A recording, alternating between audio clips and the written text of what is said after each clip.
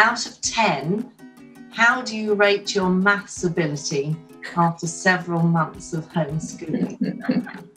Okay, and show.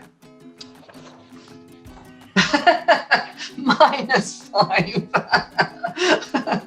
Oh my God, I'm obviously right at the bottom.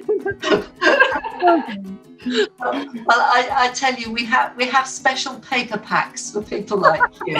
So if you need one, just let us know. All right.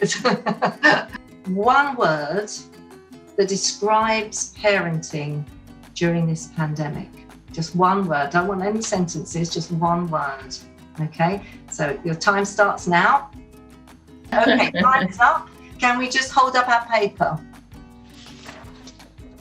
Hectic, exhausting, patience, and challenging. Okay, what do we feel about this exhausting? What is it that's exhausting? As parents, you've got the sort of the day-to-day elements of being a parent, but I suppose during lockdown, we've had to take on additional roles that perhaps others around us in our communities or in our lives would have perhaps supported us and helped us with. So, I've become a hairdresser this lockdown, much to my children's horror, seeing mum cutting hair.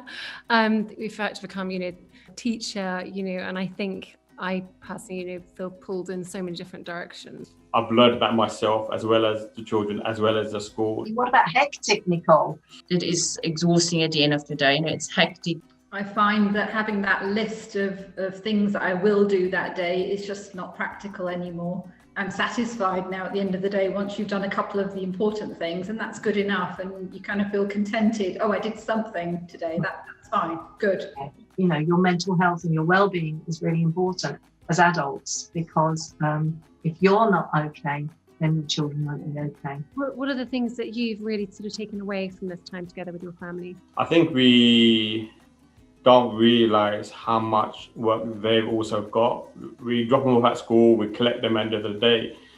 And we do ask them, how was your day? But I don't realise how much it takes on them as well. We need a bit of paper and a pencil again, or marker, whatever you've got.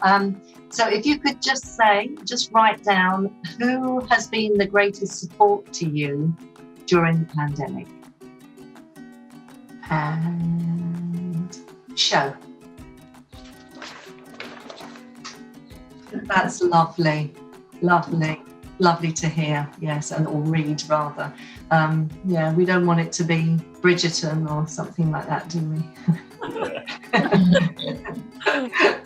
This has been really difficult to do that for lots of families, not being able to rely on their usual support systems, and the schools obviously being locked down, they were a massive support as well to lots of families.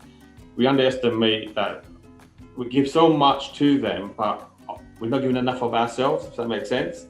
And can I ask you, do you feel that the extra time that you're all spending at home, has that helped your relationship as a parent with your children?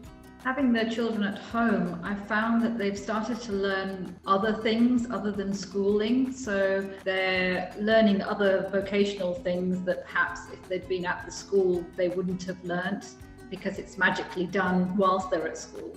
Have your children found their own appreciation in doing those things as well? Have they found it? Oh, yes. Yeah. Oh, yes, yeah. They love it. They're showing off of the things that they can bake now, How much you value, other relationships outside your family, and how much you've missed having those people in your lives at this time. I think absence does make the heart grow fonder. Without, for example, in my case, without my parents and them physically being able to come into my home and see their grandchildren, it's heartbreaking.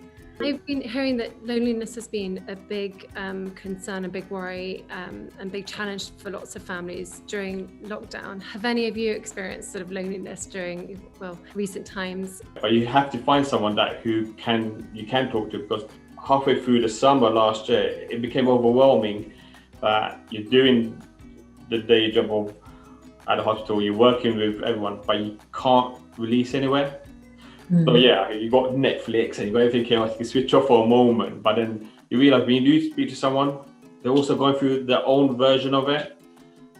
They may not see what I'm seeing, but they have that, and you think, but you're always happy, but then they say you're always happy, but then you realise actually people just need to talk. Exactly, and appreciate the amazing job that parents up and down the country are doing every day, and the importance of, it's really important for our children that we look after ourselves. What do you all do to look after your own mental well-being and yourselves as well? For me, it's exercise and getting out there, and not exercise, just moving, just getting out of the house, moving. And also the value of talking to your close friends.